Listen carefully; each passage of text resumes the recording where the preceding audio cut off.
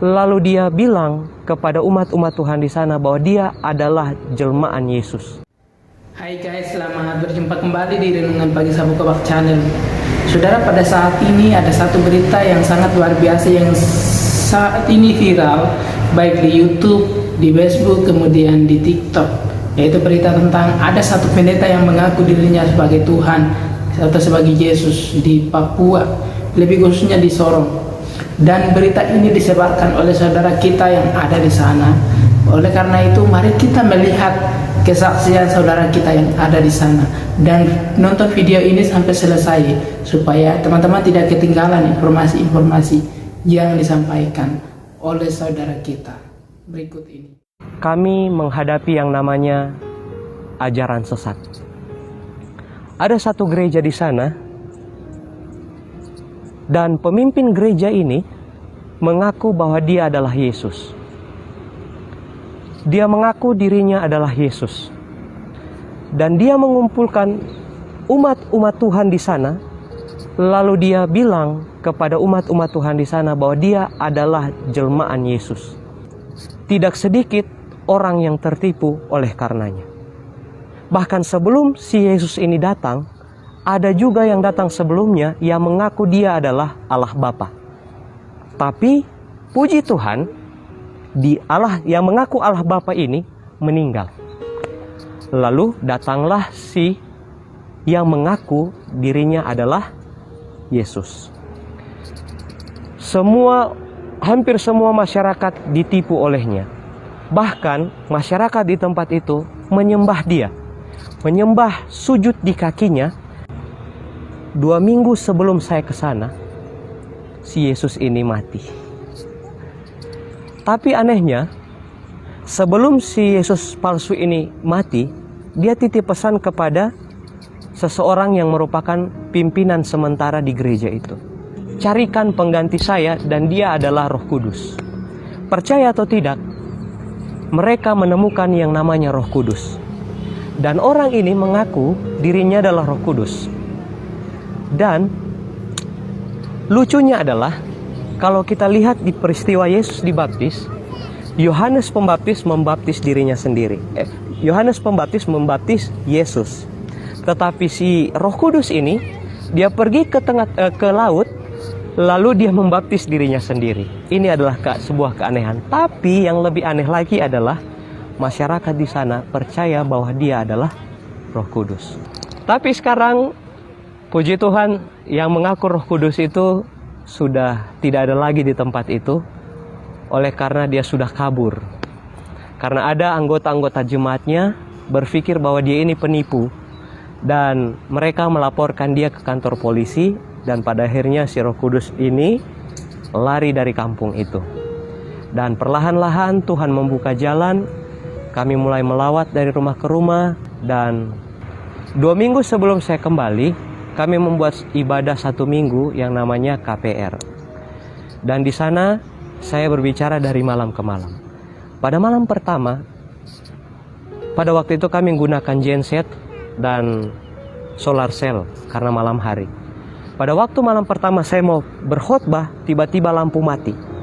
Lampu mati dan tidak tahu kenapa, tidak ada penyebabnya, lampu mati. Kami cek genset penuh dengan minyak, terisi penuh. Kami cek solar cell, baterainya penuh. Tidak tahu kenapa tiba-tiba mati pada malam hari itu. Dan akhirnya kami coba perbaiki, lalu menyala, dan saya lanjutkan khotbah saya. Setelah khotbah selesai, kami berdoa dan jemaat pulang serta tamu-tamu pulang. Dan pada akhirnya saya dan partner saya yang namanya Arta ini, kami beres-beres di dalam gereja. Lalu akhirnya saya masuk ke rumah kami. Waktu masuk ke rumah untuk antar dasi keluar dari kamar, tiba-tiba saya lihat kursi kayu, dia tiba-tiba terangkat dan terlempar. Sentak saat itu saya kaget, karena di rumah itu tidak ada orang lain selain saya. Saya melihat peristiwa di mana kuasa kegelapan coba untuk menghalau kami. Saya melihat kursi itu terangkat lalu seperti dibanting. Dan karena saya kaget, saya takut, saya langsung loncat dan lari keluar. Karena saya kaget dan di rumah itu tidak ada siapa-siapa selain saya. Dan waktu saya lihat itu, saya alamiah sebagai seorang manusia takut. Karena belum pernah saya melihat hal seperti ini.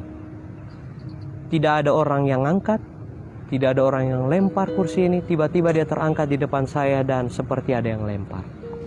Setelah itu, saya kembali ke Manado. 1 minggu kemudian, menyelesaikan pelayanan partner saya, dia membuat KKR juga di tempat yang sama. Dan dia mengundang pembicara, yaitu Pendeta Windewani, Ketua Daerah Misi Papua Barat. Dan yang menjadi pembicara pada malam ke malam adalah istrinya. Dan mereka tinggal di rumah di mana saya tinggal. Kami berdua tinggal. Setelah istri Pendeta Windewani berbicara dari malam ke malam, ketika dia tidur di rumah di mana kami tempati, tepat di kamar di mana saya tempati, setiap malam ketika dia mau tidur, dia merasakan seperti ada yang membakar belakangnya. Rumah kami adalah rumah panggung, di bawahnya kosong. Jadi istri dari Pendeta Windewani ini merasakan dari malam ke malam seperti ada yang bakar punggungnya ketika dia tidur. Dan saya percaya ini adalah kuasa kegelapan yang menghalangi pelayanan kami di sana. Tapi hebatnya Tuhan adalah walaupun kuasa kegelapan mengganggu kami, tapi kuasa Tuhan jauh lebih besar dari kuasa kegelapan. Kuasa Tuhan sanggup. Nah, jadi saudaraku yang terkasih dalam nama Tuhan kita Yesus Kristus, ini adalah suatu tantangan bagi kita. Ini adalah suatu tantangan bagi orang-orang percaya kepada Yesus Kristus. Itulah sebabnya saudaraku yang terkasih, ini bukan hal yang baru, tetapi Tuhan Yesus sudah pernah mengatakan akan munculnya bahwa dan mereka menyesatkan banyak orang. Itulah sebabnya ini adalah suatu menggenapi suatu nubuat yang disampaikan oleh Tuhan Yesus. Karena itu, marilah kita waspada terhadap guru-guru palsu yang mau menyesatkan setiap orang percaya ini. Orang-orang yang percaya kepada Tuhan, orang-orang yang sudah mengalami keselamatan yang sejati. Kenapa banyak orang itu mau menyesatkan setiap orang percaya? Karena iblis tidak mau kalau orang percaya itu masuk surga. Karena itu, marilah kita menjaga diri kita. Bagaimana supaya kita tidak sesat, kita tidak diombang-ambingkan oleh badai yang datang dari luar.